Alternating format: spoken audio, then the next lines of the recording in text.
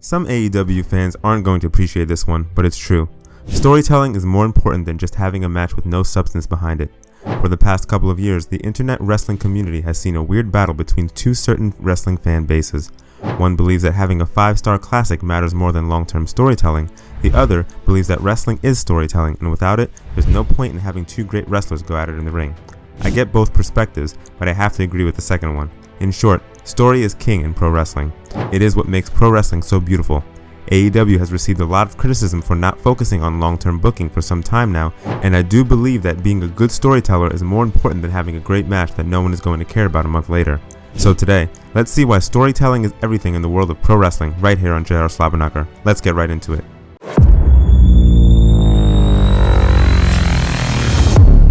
Wrestlers have evolved over the past many years, and for the most part, they have evolved for the better.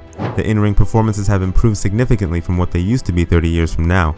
No longer do wrestlers have to do a leg drop in order to get over with the masses. They have a lot more to do than just that.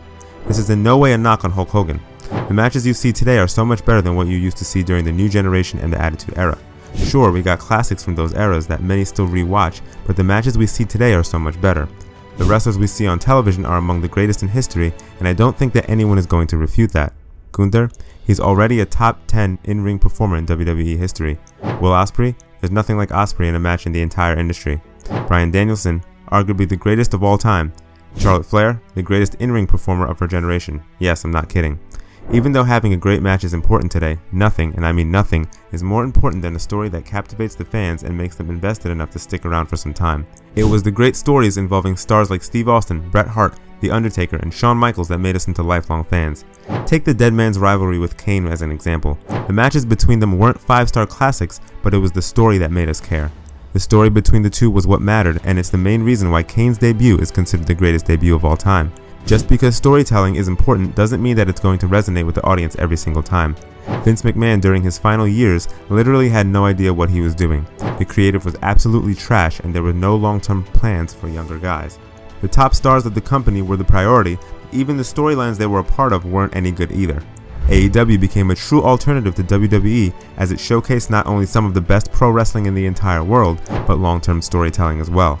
Along with that, the company made new stars like MJF and Darby Allin, who are major fan favorites today. Unlike today, Tony Khan did focus on long-term booking a couple of years ago.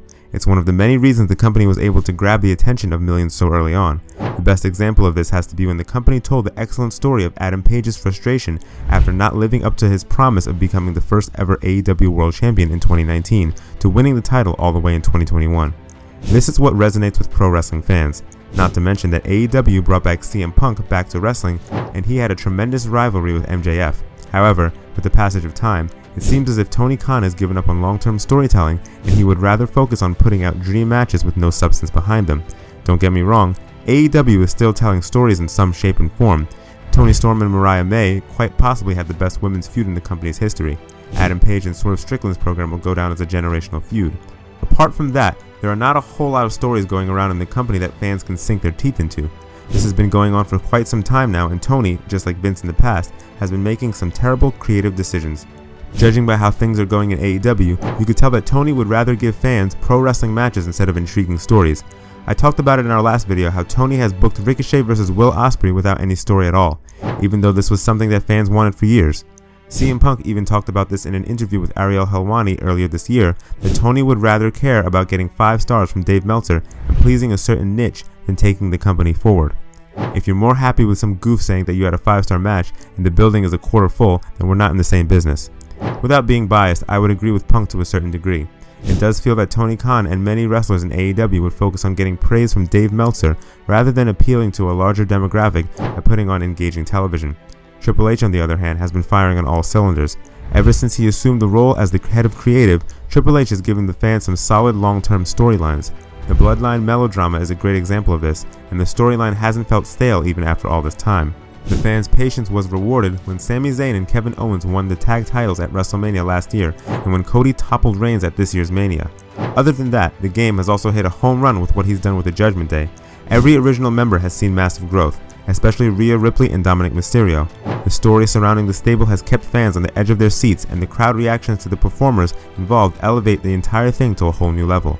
Hunter has also developed stars like Bronson Reed, LA Knight, Gunther, Braun Breaker, Io Sky, Tiffany Stratton, and Carmelo Hayes, and has revitalized the careers of the likes of Finn Balor, Drew McIntyre, Nia Jax, and Braun Strowman. Hunter knows that the talent can put on excellent matches inside the ring, but it's more important for the talent to have a solid gimmick. This is why the company is so hot right now. The company is selling an insane amount of tickets and merchandise, whereas AEW is struggling with ticket sales and TV ratings.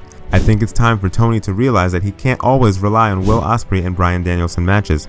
Storytelling is more important than having 3,000 people in a 16,000 seat arena chant "This is awesome" for a match that most people won't even remember after a week.